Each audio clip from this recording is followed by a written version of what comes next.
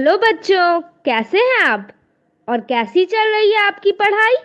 ये तो बहुत अच्छी बात है कि हम लोग प्रतिदिन सुबह 9 बजे से 10 बजे अपनी कॉपी और कलम के साथ मेरा दूरदर्शन मेरा विद्यालय कार्यक्रम देखने के लिए तैयार रहते हैं, जहां क्लास 6 से 8 की पढ़ाई होती है और साथ-साथ कुछ अन्य रोचक जानकारियां भी हमें मिलती हैं।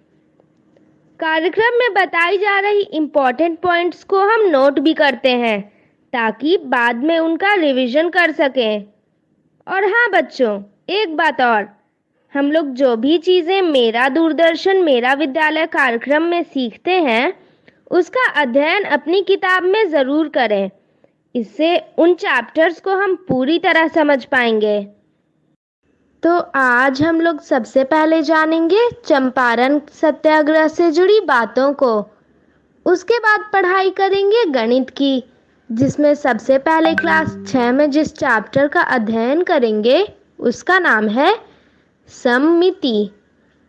उसके बाद क्लास 7 में हम लोग समझेंगे क्रय व विक्रय मूल्य, लाभ, हानि और छूट को। और क्लास 8 में पढ़ाई करेंगे सामान्य चतुर्भुज के क्षेत्रफल के बारे में। फिर हम भारत में उद्यमी बनने की रोमांचक कहानियाँ सीरीज के अंतर्गत देखेंगे एक प्रेरणादायक कहानी जिसका नाम है सीमा का वंश वृक्ष। और अंत में जानेंगे इंस्पायर अवार्ड के बारे में। तो चलिए शुरू करते हैं आज की गणित की क्लास मेरा दूरदर्शन मेरा विद्यालय के साथ। चंपारण सत्याग्रह की कहानी। पिछली बार हमने ये जाना कि जसौली पट्टी पहुंचने से पहले ही मजिस्ट्रेट ने गांधी जी को नोटिस दे दिया और उन्हें तुरंत मोतिहारी छोड़ने के लिए कहा गया, पर गांधी जी ने मना कर दिया और आदेश उल्लंघन के कारण अब गांधी जी को कोर्ट में जाना पड़ा। गांधी जी से कोर्ट में पूछा, आपका कोई वकील है? और गांधी जी ने उत्तर दिया, नहीं। सरकारी वकील ने मुकदमा पढ़कर सुनाया। गांधी जी को 16 अप्रैल को चंपारण छोड़ने के लिए कहा गया था, लेकिन इसका अनुपालन नहीं हुआ, इसलिए उन पर 144 धारा के तहत मुकदमा किया गया है। गांधी जी ने कहा, गवाह खड़ा करने की जरूरत नहीं है, मुझे नोटिस मिला था, उसे मानने से इनकार कर दिया। अगर आप अनुमति देंगे तो जो मैं लिख कर लाया हूँ वह पढ़कर सुनाता हूँ। गांधी जी ने लिखित जवाब पढ़कर सुनाया। नील की खेती कराने वाले चंपारण के किसानों मजदूरों के साथ अच्छा व्यवहार नहीं करते हैं। शोषण अत्याचार सहने वाले की मदद करने मैं यहाँ आया हूँ। मैं यहाँ आने से पहले किसी भी प्रकार का आंदोलन, शांति भंग या किसी की जान जाएगी ऐसा मुझे बिल्कुल नहीं लगता। मैं कानून का पालन करने वाला नागरिक हूँ। मेरी इच्छा केवल असल बात जानने की है। ऐसी परिस्थिति में एक मार्ग चुनना होगा। वह मार्ग यह है कि मैंने जो करने का निश्चय किया है उसे करूं। मैंने अंतःकरण की आवाज सुनकर चंपारण के किसानों के दुख तकलीफ जानने के लिए कानून तोड़ा है। निवेदन सुनते ही सभी लोग स्तब्ध हो गए। मजिस्ट्रेट भी देखते रह गए। वे बोले, आपने निवेदन तो पढ़ा, लेकिन स्पष्ट रूप से यह नहीं कहा कि आपने गलती की है या नहीं की। और गांधी जी बोले, मुझे जो कहना था कह दिया। मजिस्ट्रेट ने फिर कहा, इसके लिए साक्ष्य लेना होगा और बहस भी सुननी होगी। उन्होंने तुरंत कहा, अगर ऐसा है तो लीजिए, मैं कबूल करता हूँ कि मैंने कानून तोड़ा है। मजिस्ट्रेट ने कहा, मैं थोड़ी देर में आदेश दूंगा, आप जमानत देकर जा सकते हैं। और गांधी जी ने कहा, मेरी जमानत देने वाला कोई नहीं है और मैं जमानत नहीं लूंगा। मजिस्ट्रेट के सामने बहुत कठिन परिस्थिति उपस्थित हो गई। मजिस्ट्रेट ने कहा, जमानतदार नहीं ला सकते हैं तो व्यक्तिगत जमानत दे। और गांधी जी का उत्तर था, मैं ये भी नहीं कर सकता। फिर मजिस्ट्रेट ने कहा, मैं 3 बजे आदेश दूंगा, उस समय आप उपस्थित रहें। जब 3 बजे का समय आया तो मजिस्ट्रेट ने संदेश भेजा कि वे आज आदेश नहीं देंगे, 5-6 दिनों के बाद आदेश देंगे। और फिर दोपहर में राजेंद्र प्रसाद, ब्रज किशोर बाबू, मजरूल हक, पोलक आदि सब गांधी जी के निवास पर पहुंचे और उन लोगों को देखकर गांधी जी काफी प्रसन्न हुए। आज के लिए इतना ही। अगली बार हम ये देखेंगे कि गांधी जी पर चल रहा मुकदमा किस तरह खत्म हुआ और गांधी जी ने चंपारण में अपने काम को किस तरह शुरू किया। आज हम सीखेंगे सम्मिति।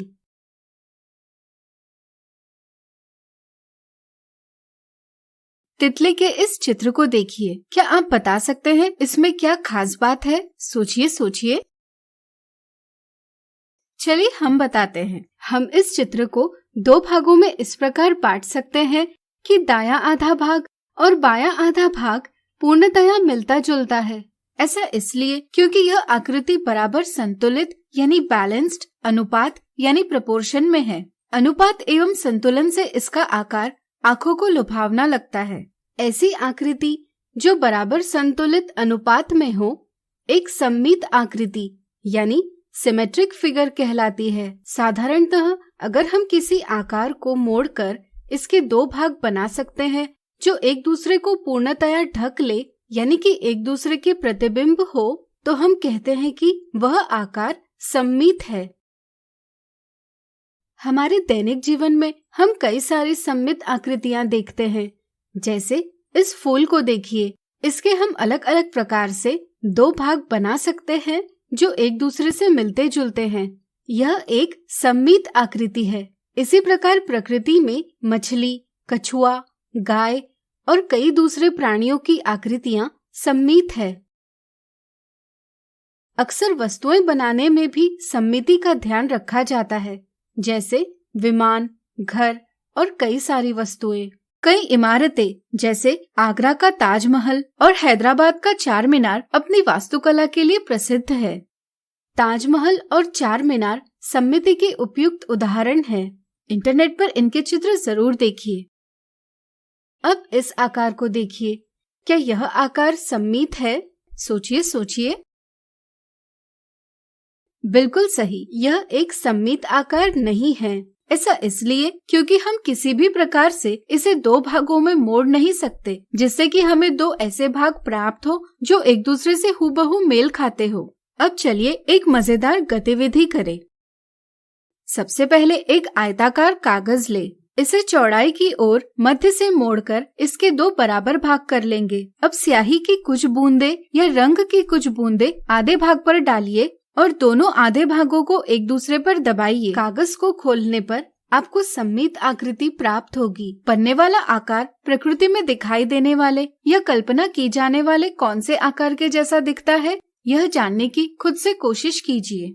चलिए एक और मजेदार गतिविधि करें। यहाँ भी हम एक आयताकार कागज लेंगे और उसके दो बराबर भाग कर लेंगे। अब हम एक भाग पर स्याही से भरा धागा रखेंगे, फिर हम दूसरे भाग को पहले भाग पर रखेंगे और इसे दबाएंगे। फिर हम कागज को खोलकर धागा हटा लेंगे। अगर अब आप दोनों भागों में बने स्याही का निशान देखोगे तो आपको ज्ञात होगा कि पहले भाग में बनी आकृति दूसरे भाग में बनी आकृति से सममित है। इन मजेदार गतिविधियों को स्वयं करके सममिति की समझ और अच्छे से बनाएं। तो आज हमने सीखा सममिति। अगले वीडियो में कुछ उदाहरणों से इसे और अच्छे से जानेंगे। नीचे दी आकृतियों को देखकर ज्ञात कीजिए कि इनमें से कौन सी आकृतियां सममित है एवं कौन सी आकृतियां सममित नहीं हैं।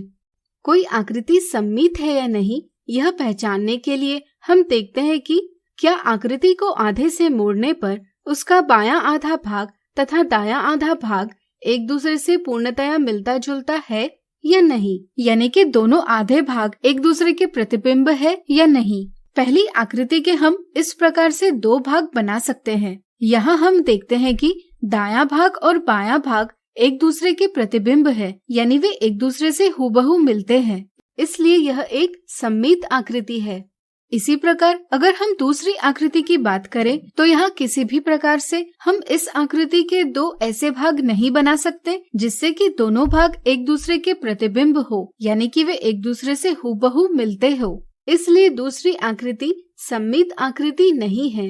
इसी प्रकार हम देखते हैं कि आकृति 1 की तरह ही आकृति 3, आकृति 5, आकृति 6 और आकृति 8 भी सममित आकृतियां हैं और आकृति 2 की तरह ही आकृति 4 और आकृति 7 सममित आकृतियां नहीं हैं। अगला उदाहरण, किसी वस्तु का दायां भाग प्रतिबिंब में बाएं और बायां भाग प्रतिबिंब में दाएं दिखाई देता है। क्या वस्तु और उसका प्रतिबिंब सममित है? दर्पण में वस्तु का दायां भाग बाएं और बायां भाग दाएं दिखाई देता है। इसी को हम पार्श्व व्युत्क्रमण यानी लैटरल इन्वर्जन कहते हैं।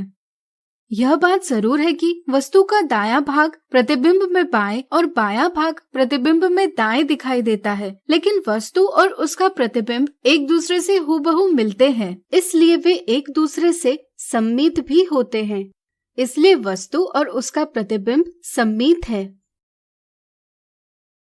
अगला उदाहरण, नीचे दी गई प्रत्येक आकृति को पूरा कर सममित आकृति बनाइए। सममित आकृतियों के 2 भाग किए जा सकते हैं जो एक दूसरे के प्रतिबिंब होते हैं। चलिए इसी समझ से दी आकृतियों को पूरा करें। पहली आकृति बाईं ओर एक अर्धवृत्त है। हम इसका प्रतिबिंब दाएं भाग में बनाएंगे। ध्यान रहे, प्रतिबिंब बनाते समय हमें ध्यान रखना आवश्यक है कि यह आकार संतुलित अनुपात में बनाया जाए। इसी प्रकार हम देखते हैं कि यहाँ एक छोटा वृत्त भी है। चलिए इसका प्रतिबिंब भी बना ले। फिर हम इस टेढ़ी मेढ़ी रेखा का प्रतिबिंब बनाएंगे। इससे अब यह आकृति पूरी हुई। जैसा कि आप देख सकते हैं, यह एक सममित आकृति है। अब दूसरी आकृति की बात करते हैं। हमें ऊपर का भाग दिया है और नीचे का भाग ज्ञात करना है। मान लीजिए ऊपर का भाग भूमि पर है और हम पानी में इसका प्रतिबिंब देख रहे हैं। तो सोचिए यह आकृति कैसी दिखाई देगी? सोचिए। बिल्कुल सही, यह इस प्रकार दिखाई देगी। इस तरह हम दूसरी आकृति को पूरा कर सकते हैं। इसी तरह अगर हम तीसरी आकृति को पूरा करते हैं तो हमें एक तीर का आकार प्राप्त होगा। यह भी सममित आकृति है। तो आज हमने देखे सममिति के उदाहरण। मिथ्या धारणा 1, निम्नलिखित आकृतियों में सममित यानी सिमेट्रिकल आकृति ज्ञात कीजिए। बच्चों को सममिति की सही समझ नहीं हो पाती। वे यह समझ नहीं पाते कि सममित आकृति के 2 ऐसे भाग किए जा सकते हैं कि वे एक दूसरे को पूर्णतया मिलते हैं। बिंदुकित रेखा को एक दर्पण रेखा समझकर वे यह नहीं देखते कि आकृति का दर्पण में पार्श्व व्युत्क्रमण यानी लैटरल इन्वर्जन ठीक प्रकार से दर्शाया गया है या नहीं। ऑप्शन 2 में दोनों तरफ एक जैसे आकार दिए हैं, इसलिए वे सोचते हैं कि यह सममित आकृति है, लेकिन यह एक गलत समझ है क्योंकि यहाँ आकृति का पार्श्व व्युत्क्रमण स्पष्ट नहीं हो रहा, इसलिए यह सममित आकृति नहीं है, यानी कि ऑप्शन 2 गलत जवाब है। कुछ बच्चे सममिति की अवधारणा को ठीक प्रकार से नहीं समझ पाते। वे ऑप्शन 3 में देखकर यह सोच लेते हैं कि दोनों भाग एक दूसरे के प्रतिबिंब यानी रिफ्लेक्शन है, इसलिए वे ऑप्शन 3 का चयन करते हैं। लेकिन यह भी गलत जवाब है क्योंकि यहाँ भी पार्श्व व्युत्क्रमण ठीक प्रकार से नहीं दर्शाया गया है। अगर ऑप्शन 1 की बात करें तो यहाँ बायां और दायां भाग एक दूसरे के प्रतिबिंब है, यानी कि यहाँ आकृति का दायां भाग प्रतिबिंब में बाएं और आकृति का बायां भाग प्रतिबिंब में दाएं दिखाई दे रहा है, यानी कि आकृति का बिंदुकित रेखा के एक तरफ का भाग दूसरे तरफ के भाग से हूबहू मिलता है। इसलिए ऑप्शन 1 में दर्शाई आकृति एक सममित आकृति है। इसलिए दिए सवाल का सही जवाब ऑप्शन 1 है। मिथ्या धारणा 2, राहुल और मीना नीचे दिए चित्र पर चर्चा कर रहे थे। राहुल कह रहा था कि यह चित्र सममित नहीं है, जबकि मीना का मानना था कि यह चित्र सममित है। ज्ञात कीजिए दोनों में किसे सममिति की सही समझ है। कुछ बच्चे कोई आकृति सममित है या नहीं यह पहचानने के लिए सिर्फ यह देखते हैं कि क्या उस आकृति के ऊर्ध्वाधर दिशा में 2 ऐसे भाग बनाए जा सकते हैं जो एक दूसरे के प्रतिबिंब है या नहीं। जैसे यहाँ राहुल ने देखा कि आकृति के ऊर्ध्वाधर दिशा में 2 भाग बनाने पर यह ज्ञात होता है कि वे एक दूसरे के प्रतिबिंब नहीं है। इसलिए राहुल ने समझा कि दिया चित्र सममित नहीं है, लेकिन यह गलत समझ है, इसलिए ऑप्शन 1 गलत जवाब है। सही समझ यह है कि अगर आकृति के किसी भी प्रकार 2 भाग बनाए जा सकते हैं जिससे कि वे एक दूसरे के प्रतिबिंब बने, तो वह आकृति सममित आकृति होती है। जैसे यहाँ इस आकृति के इस दिशा में 2 भाग बनाए जाएं, तो हमें 2 ऐसे भाग प्राप्त होंगे जो एक दूसरे के प्रतिबिंब है, इसलिए यह एक सममित आकृति है। इसलिए मीना की समझ सही है, यानी कि ऑप्शन 2 सही जवाब है। तो आज हमने देखी सममिति से संबंधित मिथ्या धारणाएं। कोरोना से डरे नहीं, एहतियात बरतें। वैसे तो स्वच्छता और व्यक्तिगत साफ सफाई हर समय जरूरी है, लेकिन अभी कोरोना महामारी फैलने के दौर में यह एकदम आवश्यक हो गई है। बस यह जानने की जरूरत है कि साफ सफाई करने के दौरान आप किन बातों के प्रति विशेष तौर पर सजग रहें। आइए इसे बिंदुवार समझ लें। हाथ को अच्छी तरह से साबुन पानी या हैंड वॉश से कम 20 सेकंड तक धोएं या अल्कोहल सैनिटाइजर से साफ करें। होटल या किसी कार्यालय में जाएं तो वहां उपलब्ध हैंड वॉशिंग प्रोटोकॉल के अनुसार अपने हाथों को साफ करें। कोरोना संक्रमित या कोरोना संदिग्ध व्यक्ति या खांस छींक रहे व्यक्ति से कम 1 मीटर की दूरी बनाए रखें। भीड़ भाड़ में मास्क लगाए रखें या मुंह नाक को ढक कर रखें। यदि घर में कोरोना संक्रमित व्यक्ति क्वारंटाइन में है तो उसके व्यक्तिगत उपयोग की चीजों जैसे बर्तन, ग्लास, कप, तौलिया, बिस्तर का इस्तेमाल न करें। फर्श और अन्य सतहों को घर में रोजाना प्रयोग किए जाने वाले ब्लीच घोल या फिनाइल से साफ करते रहें। शौचालय को भी घर में रोजाना प्रयोग किए जाने वाले ब्लीच घोल या फिनाइल से साफ करते रहें। ऑनलाइन सामान मंगाने पर डिलीवरी करने वाले व्यक्ति नियमित आने वाले घरेलू सामान जैसे दूध, अखबार इत्यादि के लिए सुरक्षात्मक तरीके अपनाएं।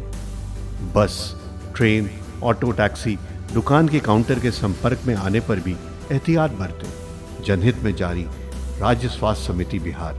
अधिक जानकारी के लिए संपर्क करें टोल फ्री नंबर 104। आज हम सीखेंगे क्रय मूल्य, विक्रय मूल्य, लाभ, हानि एवं छूट। खरीदारी करना हम सभी को पसंद है। हम चॉकलेट, बिस्कुट के पैकेट, कपड़े जैसी छोटी वस्तुओं से लेकर फ्रिज, गाड़ी, घर जैसी बड़ी बड़ी वस्तुओं की खरीदारी करते हैं। किसी भी प्रकार की खरीदारी में क्रय मूल्य यानी कॉस्ट प्राइस, विक्रय मूल्य यानी सेलिंग प्राइस जैसे कुछ अवधारणाएं महत्वपूर्ण होती है। आइए इन्हें समझे।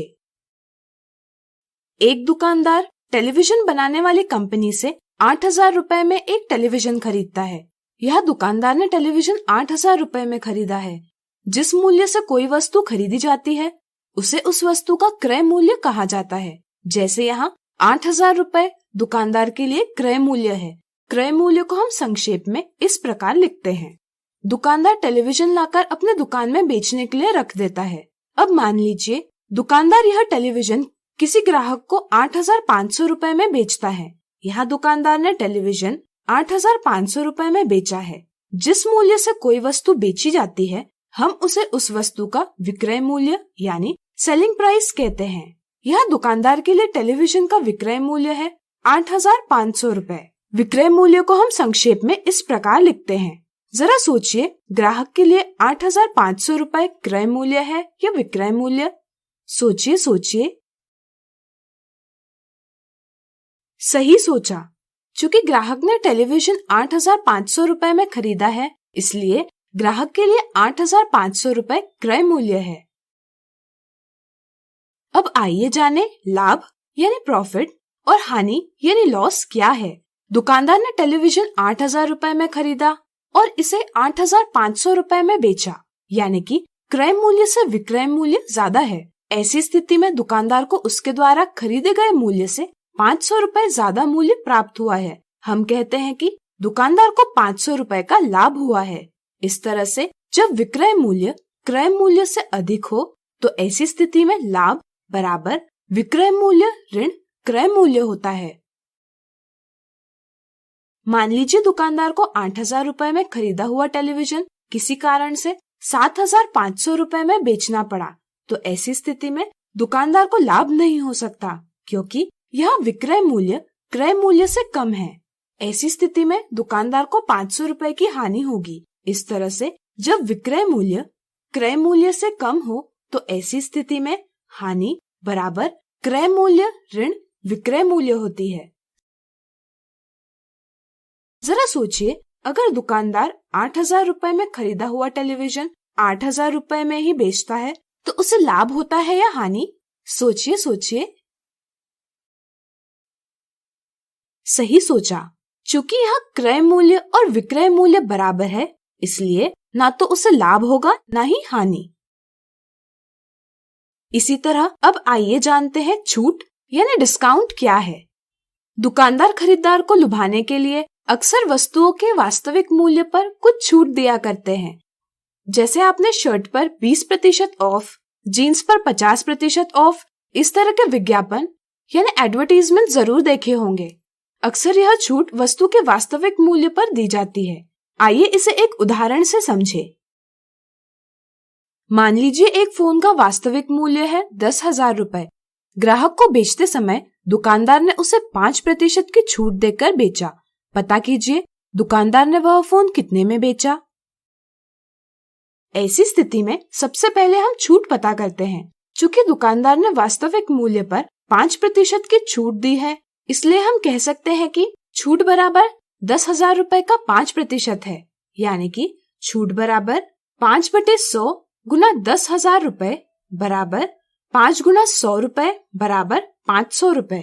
इस तरह विक्रय मूल्य बराबर वास्तविक मूल्य ऋण छूट बराबर 10,000 रुपए ऋण 500 रुपए बराबर 9,500 रुपए। तो आज हमने सीखा क्रय मूल्य, विक्रय मूल्य, लाभ, हानि एवं छूट। पिछले वीडियो में हमने जाना कि क्रय मूल्य और विक्रय मूल्य क्या होते हैं। आज हम देखेंगे क्रय मूल्य और विक्रय मूल्य के कुछ रोचक उदाहरण।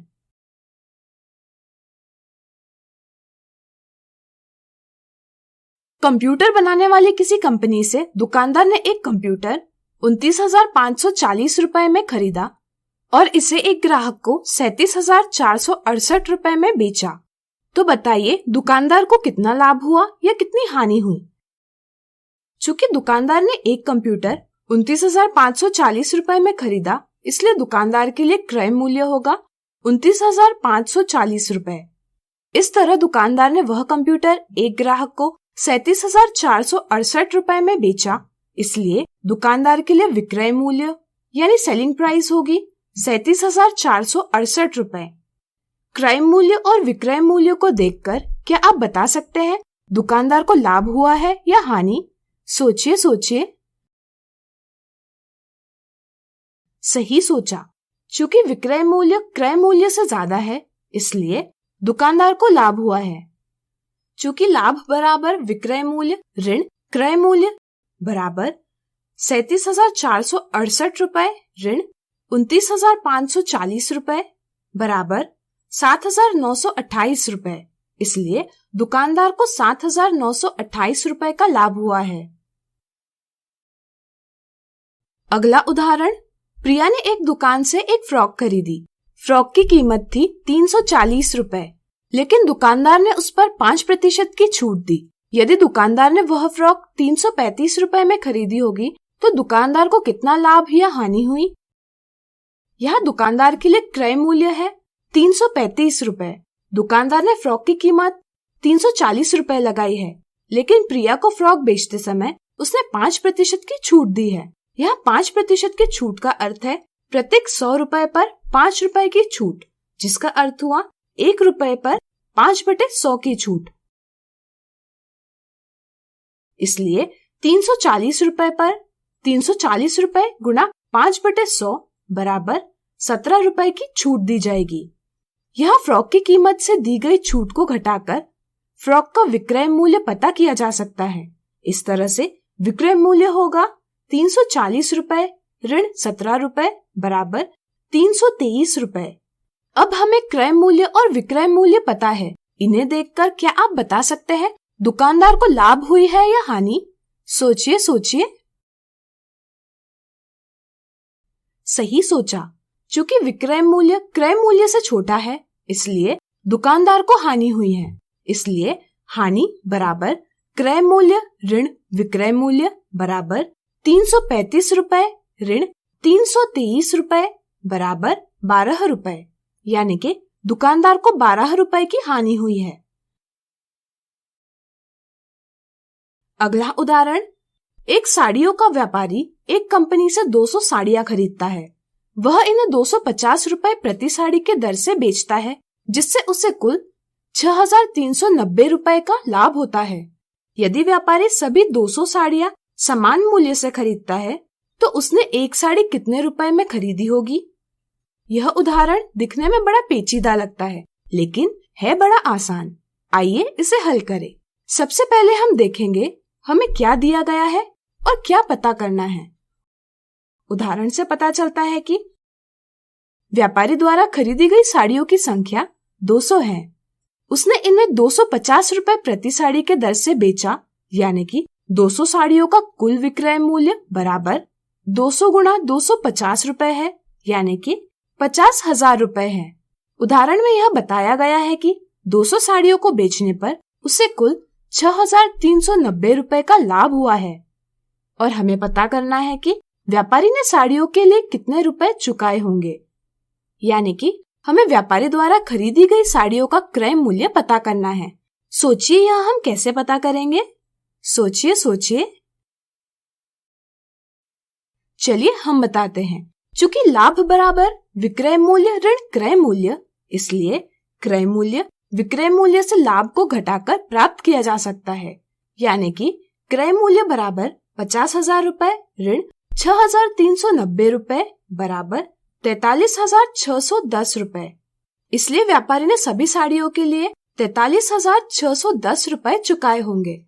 यदि सभी 200 साड़ियों का मूल्य 43,610 रुपए होगा, तो एक साड़ी का मूल्य बराबर सभी 200 साड़ी का मूल्य विभाजित साड़ियों की संख्या बराबर 43,610 रुपए विभाजित 200 बराबर 218.05 रुपए होगा। इसलिए हम कह सकते हैं कि दुकानदार ने प्रत्येक साड़ी 218.05 रुपए में खरीदी होगी।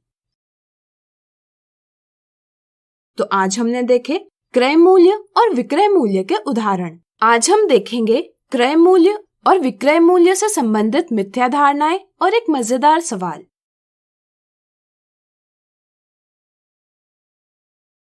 मिथ्या धारणा 1, क्रय मूल्य यानी कॉस्ट प्राइस और विक्रय मूल्य यानी सेलिंग प्राइस के संदर्भ में निम्नलिखित में से कौन सा कथन सही है?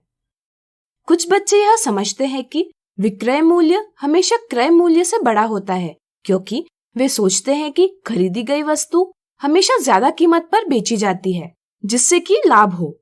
वे यह नहीं समझ पाते कि कोई वस्तु क्रय मूल्य से कम कीमत पर भी बेची जा सकती है, जिससे हानि होती है। इस तरह से विक्रय मूल्य हमेशा क्रय मूल्य से बड़ा होता है, यह एक गलत समझ है। ऐसी कई स्थितियां हैं जब विक्रय मूल्य क्रय मूल्य से कम होता है। ऐसी कुछ स्थितियां इस प्रकार हैं। फल वाले ने एक किसान से 30 रुपए प्रति किलो की दर पे अनार लिए, लेकिन खरीदने वाले बहुत कम होने के कारण वह इन्हें बेच नहीं पाया। अतः उसने अनार को जैसे तैसे बेचने का निर्णय लिया, जिसके लिए उसने इनकी कीमत 25 रुपए प्रति किलो लगाई, यानी कि क्रय मूल्य से कम लगाई। दुकानदार अक्सर वस्तुएं बड़ी संख्या में मंगवाते हैं। कभी कभी इनमें से कुछ वस्तुएं खराब हो जाती हैं। ऐसी वस्तुओं को खरीदार नहीं मिल पाता, इसलिए दुकानदार ऐसी वस्तुओं को कम कीमत पर बेचने को तैयार हो जाते हैं। कभी कभी यह कीमत क्रय मूल्य से भी कम लगाई जाती है।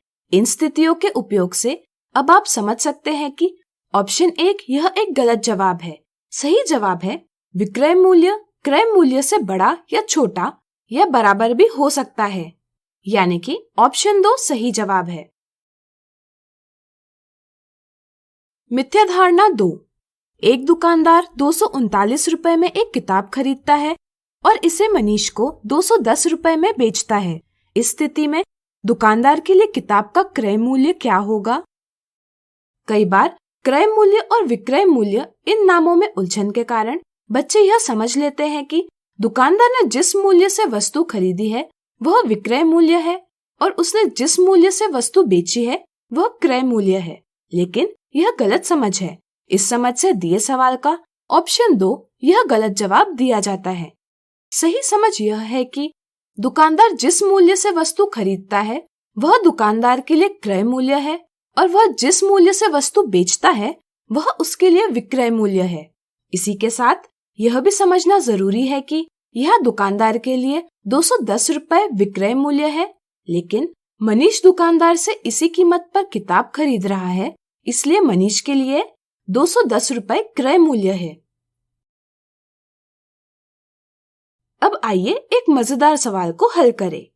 एक वस्तु के विक्रय मूल्य का उसके क्रय मूल्य से अनुपात 5:4 है। ज्ञात कीजिए उस वस्तु पर दुकानदार को कितने प्रतिशत लाभ हुआ होगा। क्या आपको पता है, कुछ सवालों को हम सूत्र के उपयोग किए बिना भी हल कर सकते हैं, जैसे हम इस उदाहरण को हल करेंगे।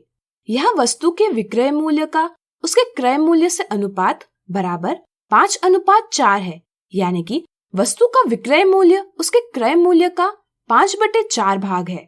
चूंकि यहाँ न तो हमें क्रय मूल्य पता है न ही विक्रय मूल्य, इसलिए आपको लाभ प्रतिशत ज्ञात करना जरूर कठिन प्रतीत हो रहा होगा, लेकिन आपकी जानकारी के लिए हम सिर्फ समझ के आधार पर ऐसे सवालों को हल कर सकते हैं, यानी कि विक्रय मूल्य बटे क्रय मूल्य बराबर 5/4। अगर हम क्रय मूल्य बराबर 4 रुपए मानते हैं तो इसका अर्थ होगा विक्रय मूल्य बराबर 5 रुपए। इस तरह से लाभ बराबर विक्रय मूल्य ऋण क्रय मूल्य बराबर 5 ऋण 4 रुपए बराबर 1 रुपया। हम कह सकते हैं कि वस्तु के प्रत्येक 4 रुपए क्रय मूल्य पर 1 रुपए का लाभ हो रहा है, और इस तरह से लाभ प्रतिशत बराबर लाभ बटे क्रय मूल्य गुना 100% बराबर 1/4 गुना 100% बराबर 25%। इस तरह आप कई उदाहरणों को आसानी से हल कर सकते हैं। तो आज हमने देखी क्रय मूल्य और विक्रय मूल्य से संबंधित मिथ्या धारणाएं और एक मजेदार सवाल।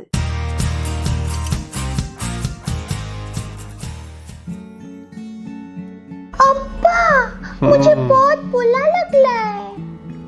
क्यों तारा? आप मुझे कहीं बाहर नहीं जाने देते, मेरे दोस्त को भी नहीं आने देते। मैं कितने दिनों से नानू से भी नहीं मिली। मुझे नानू की बहुत याद आ रही है, मुझे उनसे मिलना है अब्बा। ओ तारा, तुम घर में बोर हो रही हो ना? हाँ, एक तरीका है जिससे तुम बिना घर से निकले दूसरे शहर में अपने नानू से मिल सकती हो। कैसे कैसे अब्बा? 1 मिनट। ऐसे।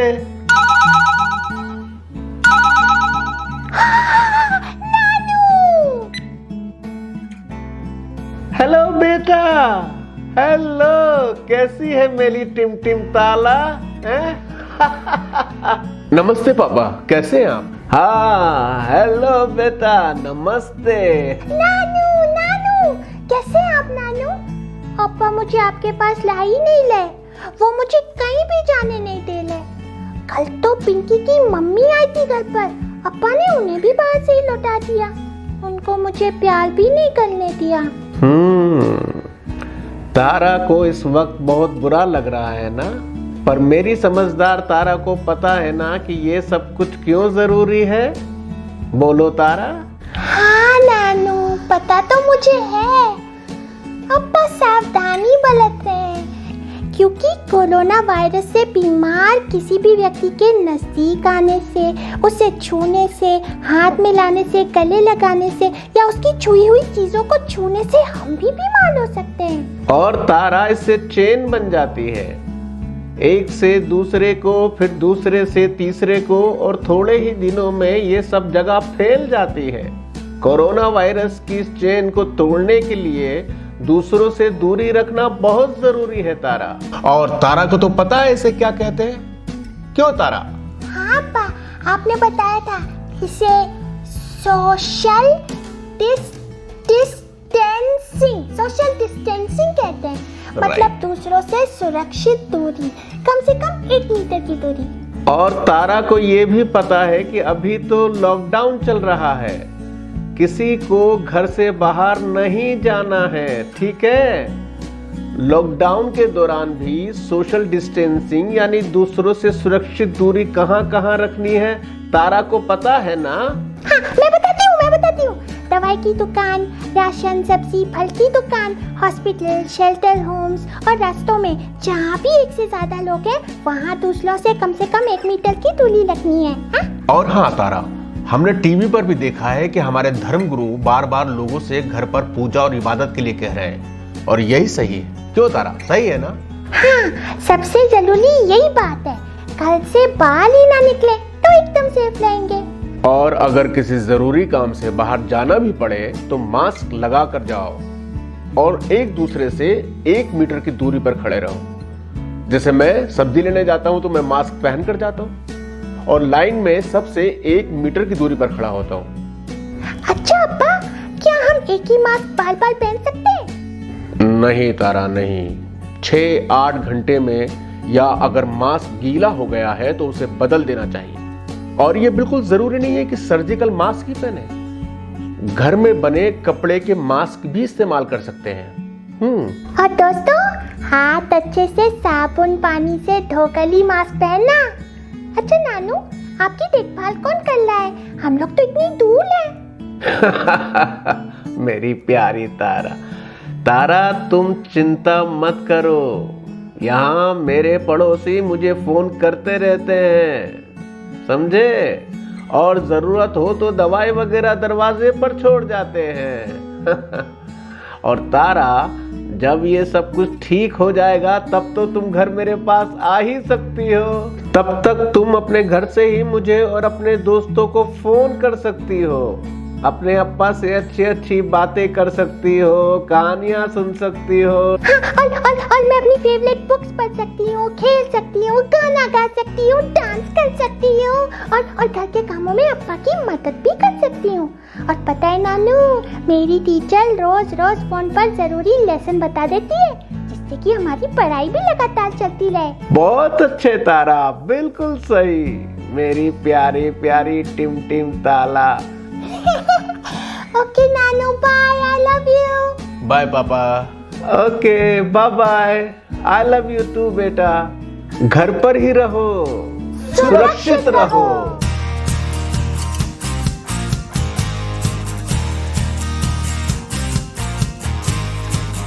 आप सभी का इस वीडियो में स्वागत है। पिछली वीडियो में हमने समलंब का क्षेत्रफल ज्ञात करना सीखा। आज हम किसी सामान्य चतुर्भुज का क्षेत्रफल ज्ञात करना सीखेंगे। अमन के घर के पीछे एक चतुर्भुज आकार का खेत है। यदि उस खेत का विकर्ण D और शेष सम्मुख शीर्षों से इस विकर्ण पर बनाए गए लंब H1 और H2 हैं, तो क्या आप उस खेत का क्षेत्रफल ज्ञात करने में अमन की सहायता कर सकते हैं? स्वयं प्रयास करने के लिए वीडियो को रोकें और फिर अपने उत्तर का मिलान करें।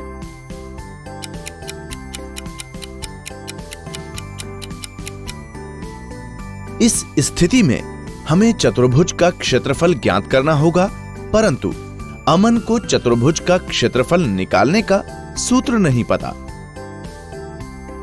आइए अमन की मदद करें। इस चतुर्भुज को देखकर आप क्या बता सकते हैं?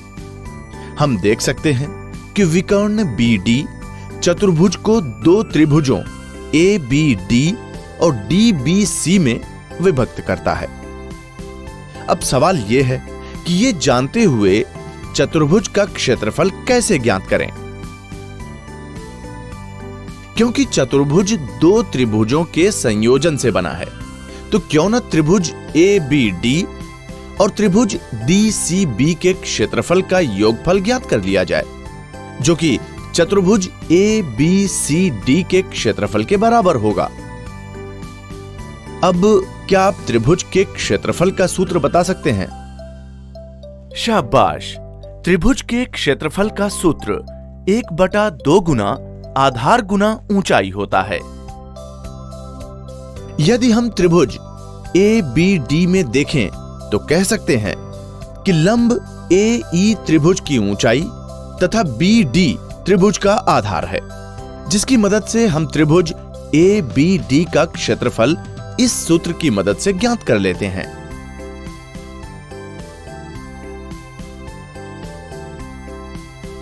इसी तरह हम त्रिभुज BCD का क्षेत्रफल भी ज्ञात कर सकते हैं।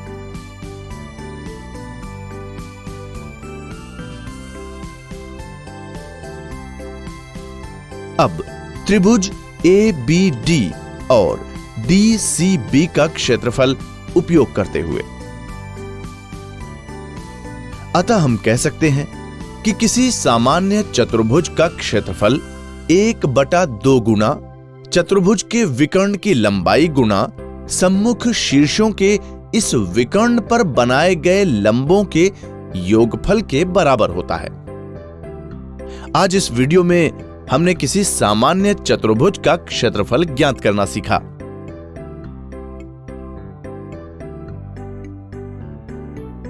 अगली वीडियो में हम इस पर आधारित उदाहरण देखेंगे। आप सभी का इस वीडियो में स्वागत है। पिछली वीडियो में हमने किसी सामान्य चतुर्भुज का क्षेत्रफल ज्ञात करना सीखा। आज हम इस पर आधारित उदाहरण देखेंगे। मोनू के घर में एक चतुर्भुज आकार की खिड़की है। कुछ बच्चे मोनू के घर के बाहर क्रिकेट खेल रहे थे और गेंद लगने से खिड़की का शीशा टूट गया। मां की मार से बचने के लिए मोनू खिड़की के आकार का शीशा बनवाने दुकान जाता है, जहां दुकानदार मोनू को बताता है कि शीशे की प्रति वर्ग सेंटीमीटर कीमत 5 रुपए है। यदि खिड़की का आंतरिक विकर्ण 48 सेंटीमीटर है तथा सम्मुख शीर्षों से इस विकर्ण पर बनाए गए लंब 22 सेंटीमीटर और 28 सेंटीमीटर हैं, तो शीशा बनाने में कितना खर्च होगा?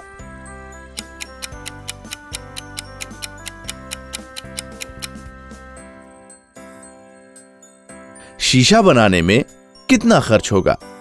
पिछली वीडियो में हम चतुर्भुज का क्षेत्रफल ज्ञात करने का सूत्र जान चुके हैं।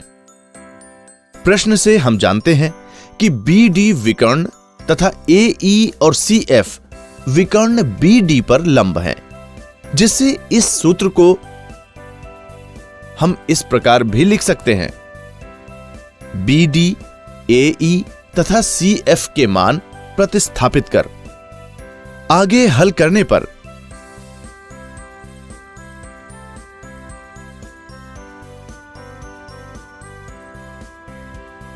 हमें खिड़की का कुल क्षेत्रफल 1200 वर्ग सेंटीमीटर मिलता है। चूंकि शीशे की प्रति वर्ग सेंटीमीटर कीमत 5 रुपए है, इसलिए आवश्यक शीशे की कुल कीमत 6000 रुपए होगी। आज इस उदाहरण की मदद से हमने देखा कि किस तरह हम चतुर्भुज के क्षेत्रफल पर आधारित अपनी दैनिक समस्याओं को हल कर सकते हैं। अगली वीडियो में हम इस पर आधारित कुछ उदाहरण देखेंगे। आप सभी का इस वीडियो में स्वागत है। पिछली वीडियो में हमने किसी सामान्य चतुर्भुज का क्षेत्रफल पर आधारित एक उदाहरण देखा। इस वीडियो में आज हम सामान्य चतुर्भुज के क्षेत्रफल पर आधारित एक और दिलचस्प उदाहरण देखेंगे। शांतनु अपने मित्र के लिए एक चतुर्भुजाकार बर्थडे कार्ड बनाना चाहता है, जिसके माप कुछ इस प्रकार हों। यदि AD BD पर समकोण बनाता है, तो क्या आप इस चतुर्भुज का क्षेत्रफल ज्ञात कर सकते हैं?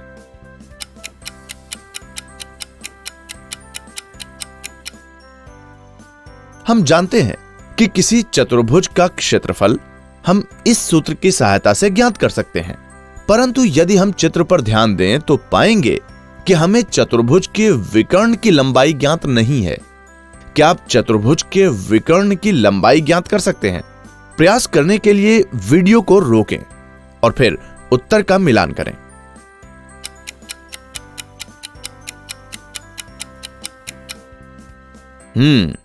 प्रश्न में यह सूचना दी गई है कि भुजा AD विकर्ण BD पर समकोण बनाती है।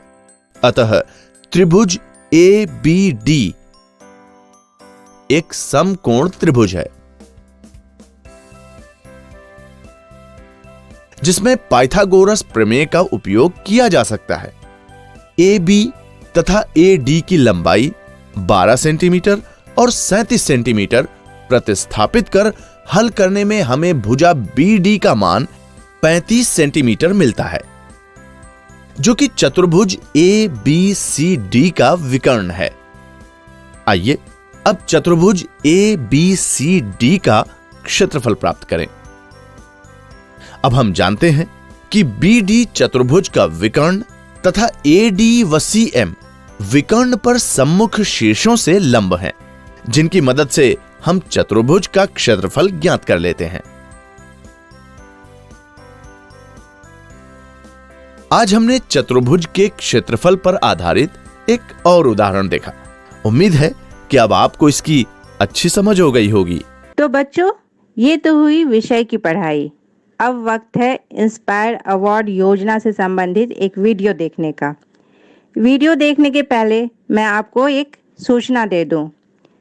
इंस्पायर अवार्ड के लिए 1 जून 2020 से नॉमिनेशन शुरू हो गया है। आप इस वीडियो को देखें, अपने आसपास की समस्या या कोरोना के कारण हमारे जीवन में आए समस्याओं के तकनीकी समाधान से संबंधित एक आइडिया सोचें और उसे इंस्पायर के वेबसाइट पर अपलोड करने के लिए विद्यालय खुलने पर शिक्षकों या प्रधानाध्यापकों से बात करें। चयनित आइडिया को भारत सरकार के डिपार्टमेंट ऑफ साइंस और टेक्नोलॉजी द्वारा मॉडल बनाने के लिए 10,000 की राशि भी दी जाती है। तो आइए देखते हैं आज इंस्पायर अवार्ड से संबंधित ये वीडियो।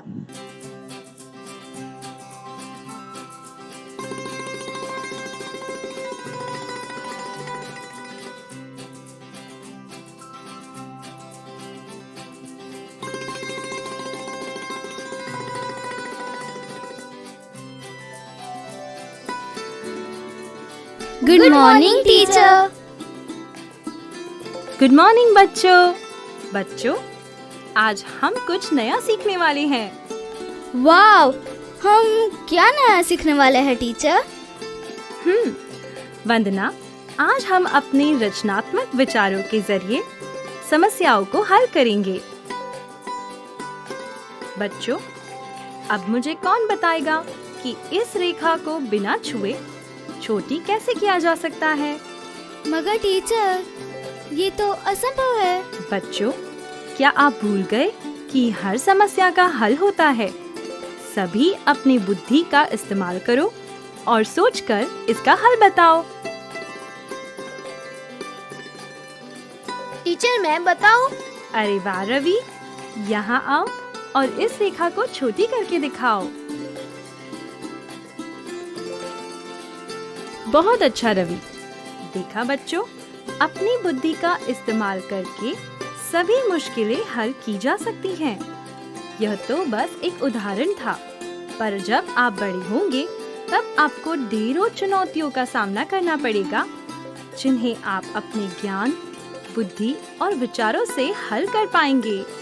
तो टीचर, हम अपने विचारों को दुनिया के सामने अभी कैसे ला सकते हैं? अच्छा सवाल है। यदि आपको अपने विचारों को आगे बढ़ाना है तो प्रतिष्ठित इंस्पायर अवार्ड्स मानक में जरूर भाग लेना चाहिए। इंस्पायर अवार्ड्स वो क्या है टीचर? इंस्पायर अवार्ड्स मानक एक राष्ट्रीय प्रतियोगिता है जिसका आयोजन विज्ञान और प्रौद्योगिकी विभाग, भारत सरकार और राष्ट्रीय नव प्रवर्तन प्रतिष्ठान भारत NIF द्वारा किया जाता है। यह अवार्ड्स बच्चों को जीवन सरल करने वाले उनके अभिनव विचारों और नव प्रवर्तनों को आगे बढ़ाने के लिए दिया जाता है। मैं आपको कुछ उदाहरणों से समझाती हूँ। महाराष्ट्र के रहने वाले नीरज पसपुले ने सभागार की कुर्सियों में एक संकेतक लगाने का विचार दिया, जिससे सभागार में प्रवेश करते ही व्यक्ति को खाली कुर्सी की पहचान संकेतक से हो जाए और वह अपने नजदीक की खाली कुर्सी का चयन कर सके। दमन और दीव के रहने वाले प्रेम, अंकुश और शिवानी ने सड़क के किनारे भरे हुए कूड़ेदान के बाहर बिखरे कूड़े को देखा। तब उन्होंने यह विचार दिया कि अगर इसमें ऐसा यंत्र लगा दिया जाए जो उसके भरने का संकेत कूड़ा उठाने वाली गाड़ी को दे दे, तो समय से कूड़ा उठाया जा सकेगा। हिमाचल प्रदेश की रहने वाली पार्वती ने ऊर्जा की बचत के लिए एक साथ 3 काम करने वाले चूल्हे को बनाने का सुझाव दिया, जिससे खाना पकाने, पीने का पानी गर्म करने के साथ साथ धुएं को साफ कर उसका उपयोग घर को गर्म रखने में हो सके। पश्चिम बंगाल के रहने वाले ऋषभ ने सार्वजनिक परिवहन में कम सामान के साथ यात्रा करने को बढ़ावा देने और लोगों को स्वस्थ रखने के लिए वजन के हिसाब से किराया लगाने का विचार दिया। उत्तर प्रदेश के रहने वाले सिकांतो ने देखा कि ज्यादातर सफाई कर्मी सफाई के बाद सड़क के किनारे कचरे का ढेर लगा देते हैं और बाद में इसे हाथ से डस्टबिन या कूड़ा गाड़ी में डालते हैं। उन्होंने इस समस्या के समाधान के लिए कचरा उठाने और भरने के लिए हाथ से संचालित होने वाली गाड़ी तैयार की है ना अच्छे विचार? पर टीचर, इसे बनाने में पैसे भी लगे होंगे। मैं तो अभी छोटा हूँ और मेरे पास पैसे भी नहीं है। चिंता मत करो ईशान, इस प्रतियोगिता में सबसे पहले अपने विचार ही भेजने होते हैं। मैं समझाती हूँ। इस प्रतियोगिता में कक्षा 6 से लेकर 10 तक यानी 10 से 15 साल के बच्चे भाग ले सकते हैं। वह अपने नए विचार विद्यालय के प्राध्यापक को जमा करा सकते हैं। प्रत्येक स्कूल के प्राचार्य आइडिया कंपटीशन के जरिए भी विद्यार्थियों के विचार इकट्ठा कर सकते हैं। फिर श्रेष्ठ 2 से 3 विचारों अथवा नव प्रवर्तनों का नामांकन प्राध्यापक द्वारा तय प्रारूप में इंस्पायर अवार्ड्स के वेब पोर्टल के जरिए किया जा सकता है। इसके बाद देश भर से सर्वश्रेष्ठ 1 लाख नए विचारों अथवा नव प्रवर्तनों को चुना जाएगा तथा प्रत्येक को 10,000 रुपए की पुरस्कार राशि दी जाएगी। ध्यान रखें बच्चों, आपको अपने मौलिक, अनूठे और तकनीकी विचारों को ही सम्मिलित करना है।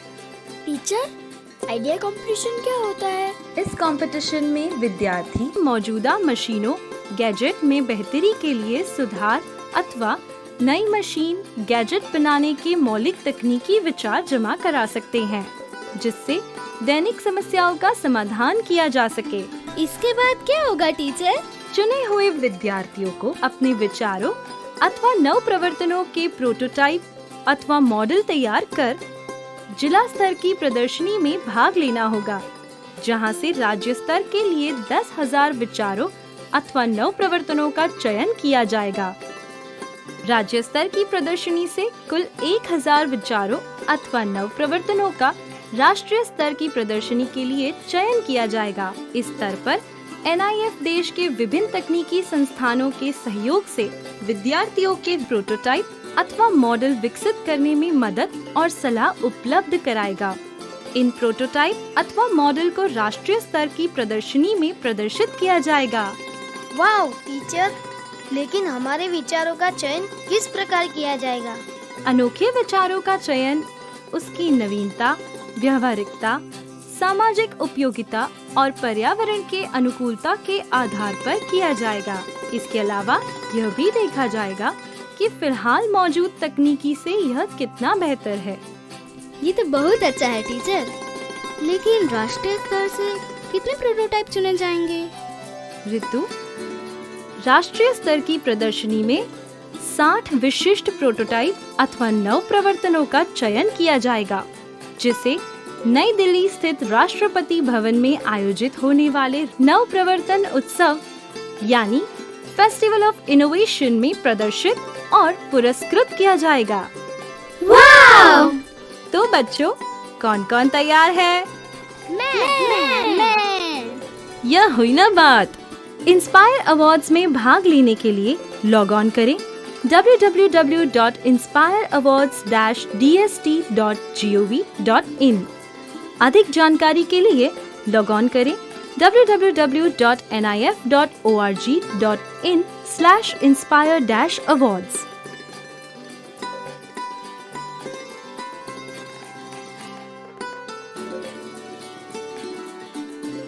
तो आशा करती हूँ बच्चों, आज के एपिसोड में आपने जरूर कुछ नया सीखा होगा।